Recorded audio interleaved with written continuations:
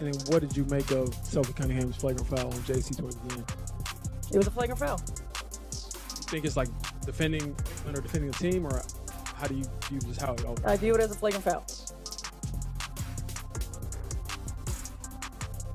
That's about the game too. Yeah, well, I mean, you guys came for basketball. Yeah, Let's talk about basketball. Yeah. Come on now. What do you think of just how you all were able to pull in the second half, Caitlin, in We're particular? going to the Commissioner Cup Championship. Let's That's go! pretty exciting. Y'all want to talk about that? Let's talk about that.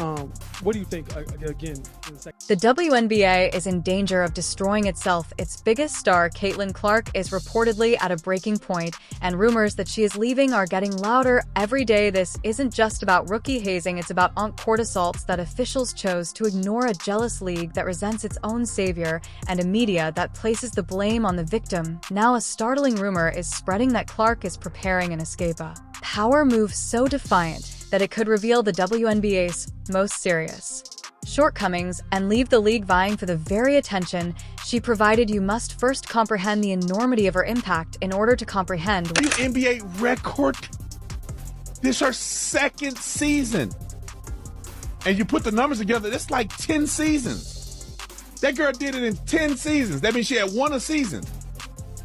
Caitlin Clark is... when Caitlin Clark gets to 10 seasons, she's going to have 100 of these. And y'all can't get a girl her roses. Now, I don't like the fact that she be getting woke because she don't want all these lesbians to be mad at her. At the end of the day, is the woman putting in the work she's putting in the work. by leaving is even a possibility. The statistics don't merely convey a tale, they shout it from the rooftops. Before, we're talking about a one-woman economic stimulus package. Prior to Caitlin Clark, the WNBA was a fringe league vying for airtime after her arrival. It became appointment television, not only in her hometown of Indiana, but in every location she traveled. Arenas that had previously had seas of vacant seats were now sold out. In order to accommodate the surge of title fans who came to watch her play, other teams had to transfer their games to larger NBA sites. Her jersey was released. It became the best-selling item of any athlete in any sport, and the league's viewership on major networks soared by This is all going according to plan. This is ideal. Caitlin Clark is holding up her end by being awesome and by being a trash-talking jerk on the court. Love it. Her teammates are holding up their end by having her back. The other players in the league are holding up their end by not liking her. Perfect. Couldn't have written a better script. Caitlin is talking trash to this girl. This girl's hard fouling her. Her teammate Sophie Cunningham, who got a black belt in Taekwondo at the age of 6, she's like, I will F you guys up. All of it's great, and Caitlin's a killer. 10 out of 10. triple digits. However, the most damning evidence was when she was briefly sidelined due to an injury. The WNBA's viewership immediately fell by a staggering 55%. When you think about it, one player sits out, and more than half of the league's entire television audience disappears. This wasn't a team player. She was the market as a whole, funding her own opposition and paying the salaries of the very players who appear to be upset with her for it. Peyton, however, despite all the money and attention she brought, her league debut felt more like a back alley ambush than a red carpet. It soon became apparent that opponents had one main defensive strategy: see how much physical abuse she could take before breaking. This wasn't just tough physical basketball, it was a targeted campaign with each.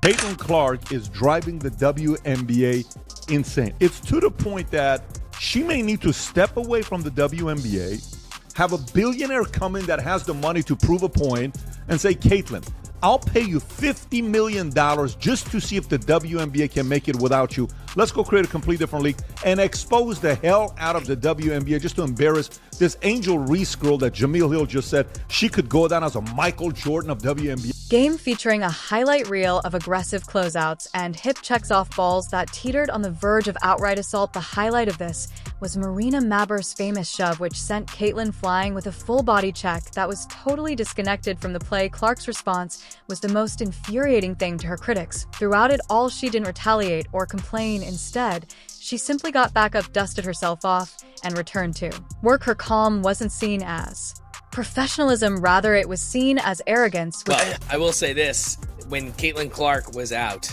they lost 55% of their viewership. So, like, basically, Caitlin Clark is paying all their salaries. Pretty I mean, much. at the end of the day, you can hate her as much as you want, but she's brought in millions of fucking dollars. So you should be kissing her ass. And that kind of defeated the purpose of Angel Reese's argument of she's like, hey, it's not just Caitlin Clark that is bringing all the viewership to the WNBA. It's like, well, it definitely is. It's like it kind of proved that with the viewership rating being down that she significantly increases viewership with They tried so hard to compare her to Caitlin Clark. They tried. Only fueled the fire and made the next hit even harder. The message was clear: you won't outshine us.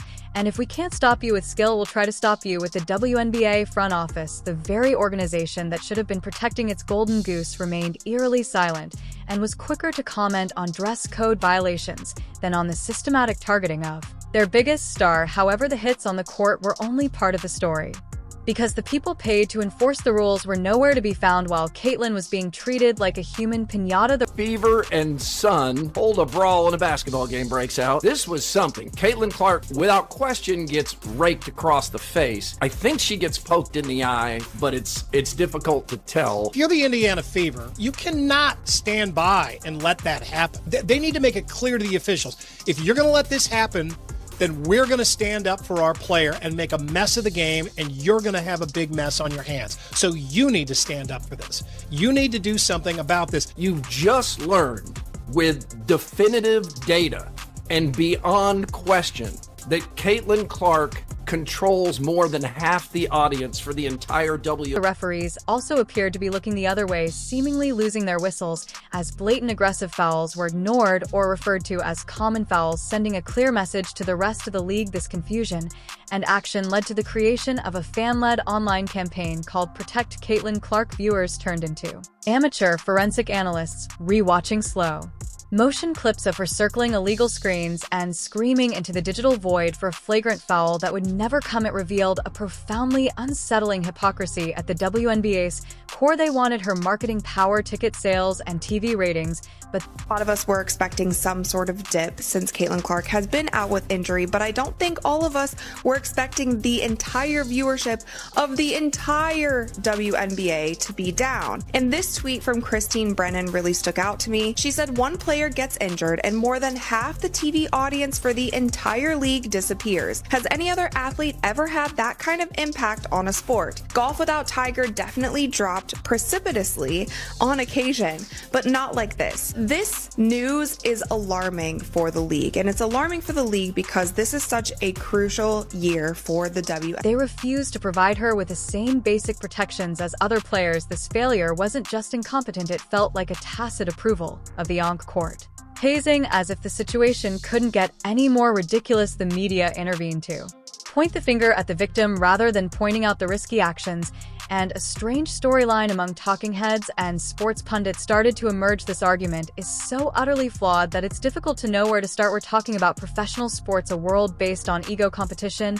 and psychological warfare, and they claimed that Caitlin was to blame for the aggression because she was too self-assured and engaged in trash talk before the game ever. I am sick and tired of the way they are treating my girl, Caitlin Clark. I am here to propose a solution. I think they need an enforcer. You know, someone who comes off the bench to kind of lay the smackdown on an opposing team member. I want to get the word out to the Indiana Fever that I am available. I'm ready to identify as whatever I need to in order to get the job. They need someone like me. Why? Because I'm not afraid of any 6-foot-tall lesbian. I work out. Now, I have a couple of real good go-to moves in my bag of tricks. Began Larry Bird made a living by mentally shredding opponents. Michael Jordan was a notorious trash talker. The WNBA's message was twisted and clear. If you are a confident woman who backs it up, you deserve whatever comes your way. Their antics are celebrated and immortalized as part of their competitive fire. But when Caitlin Clark does it, she's suddenly violating some unwritten rule that invites physical retaliation. The fans found it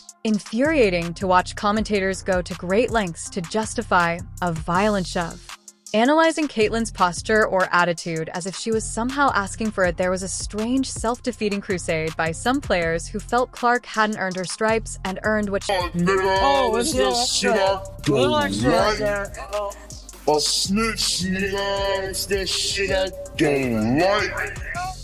Oh, you know, they get into it a bit here. Lexi Holdown gets it. Oh, bitch, nigga. Shoulder space. Caitlin Clark hits the deck. sneak decides that's the right. Sheldon and Cunningham are getting into A snitch, nigga, that's that shit out right. Caitlin Clark with a few words with JC Shannon. He was already the most famous and influential player in the league, bringing more attention and money to the WNBA in a few months than some franchises had in decades. The resentment was palpable as players who had been fighting for recognition for years suddenly found themselves as supporting characters in The Caitlin Clark Show, and they didn't like it. This toxic environment wasn't just limited to opponents, it seemed to be woven into the very fabric of the league's veteran culture. A faction of players appeared more dedicated to putting the new star in her place than Caitlin Clark has decided to quit the WNBA and move on and go play over in Europe. I do not blame her. I applaud it. I say do it. Get as far away from the WNBA as you can. Let that league sink. Okay, do not help them. Caitlin, get away. I believe you could create your own league. Okay, you could be the fucking player that creates whatever, the next professional women's basketball league. Let this one just go and let Caitlin try to build the next WNBA. Taking advantage of the once-in-a-generation opportunity she represented, they were so preoccupied with who the queen of the court was that they failed to realize the entire kingdom was on the verge of collapsing without her. The rivalry with Angel Ree and others was frequently brought up, but it was only one symptom of a much larger illness. This leads us back to the unimaginable rumor that she might leave, and it is at this point that the narrative intriguingly shifts from one of abuse to one of final retaliation. The first is the European escape, where she could sign a multi-million-dollar contract abroad, where women's basketball players are frequently treated with greater respect and reverence. She would be paid handsomely. Protected by the league and free from the high school drama and political infighting of the WNBA, these are the two main scenarios that speculative fans and analysts have put forth. Even more dramatic is the second possibility. According to the billionaire's gambit theory, a wealthy investor who notices the WNBA's self-defeating. I get your opinion because it's been a minute on this Angel Reese, Caitlin Clark stuff that's been going on. Brittany Griner a couple of weeks ago in a video says trash effing white girl when she was playing Caitlin Clark. What's your just kind of 30,000-foot view of this? There is not an organization more dedicated and committed to self-imploding than the WNBA. God, the WNBA was like handed the golden egg that is Caitlin Clark. Yeah. And they have done everything to just self-destruct. Yeah. Whether it's these totally crazy, like, racial investigations that have been proven a hoax. Behavior might approach Clark and make the startling offer. I'll pay you $50 million to sit out and prove the WNBA cannot survive without you. Or better yet, I'll fund an entirely new rival league with Clark as its face. This would be the most disruptive move in modern sports history, a direct challenge that would reveal the WNBA's weakness and possibly establish a new empire on its ruins.